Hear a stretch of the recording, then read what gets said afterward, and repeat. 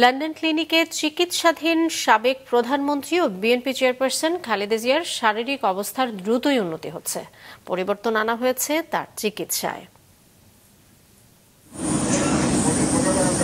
8 জানুয়ারি খালেদা জিয়া উন্নত চিকিৎসার জন্য লন্ডনে যান।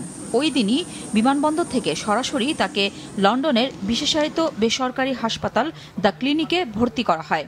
সেখানে তিনি লিভার রোগ বিশেষজ্ঞ অধ্যাপক জন প্যাট্রিক কেনেডির অধীনে চিকিৎসাধীন। দলের স্থায়ী কমিটির সদস্য ও বেগম খালেদা জিয়ার ব্যক্তিগত চিকিৎসক অধ্যাপক ডক্টর AZM জাহিদ হোসেন জানিয়েছেন, খালেদা জিয়ার শারীরিক অবস্থার দ্রুত উন্নতি হচ্ছে। ডাক্তাররা উনি Patrick Kennedy, professor Patrick Kennedy উনি এসেছিলেন, উনি ওনাকে দেখেছেন, ফিজিওথেরাপি যেটা দেওয়া হয় সেটা ওনারা দিয়েছেন এবং পরবর্তীতে উনি ফিজিওথেরাপি নেওয়ার পর মোটামুটি উনি ভালো আছেন। তিনি জানান, নেফ্রোলজিস্ট, কার্ডিওলজিস্ট ও ইন্টেনসিভিস্ট চিকিৎসকরা তাকে দেখেছেন। গতকালকে এসেও বলা যায় যে শারীরিকভাবে আলহামদুলিল্লাহ উনি স্টেবল আছেন।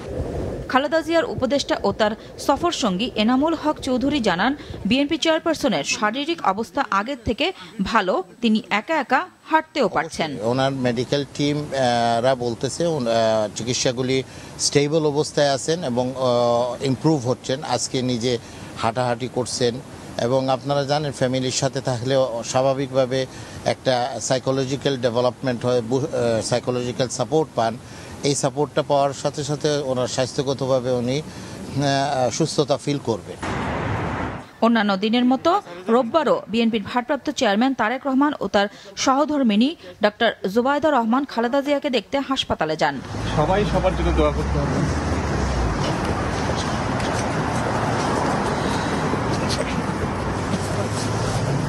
এদিকে খালেদা জিয়ার সুস্থতা কামনা করে সকালে রাজধানীর নয়াপল্টনে বিএনপির কেন্দ্রীয় কার্যালয়ে দোয়া মাহফিলের আয়োজন করা হয়। এতে অংশ নেন দলের বিভিন্ন পর্যায়ের নেতাকর্মীরা।